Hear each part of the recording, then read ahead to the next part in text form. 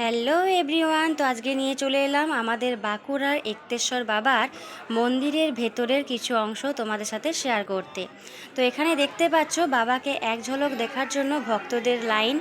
তো এটা প্রায় ভোর 4টে থেকে শুরু হয়েছিল, এখন প্রায় বাজছিল 12:30 একটা।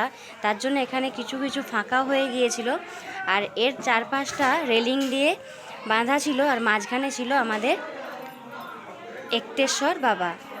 তো এখানে ভিড়টা প্রায় অনেকটাই কমে গেছে, আর এখনও প্রায় অনেক ভক্ত রয়েছে, কিন্তু অতটাও ভিড় নেই।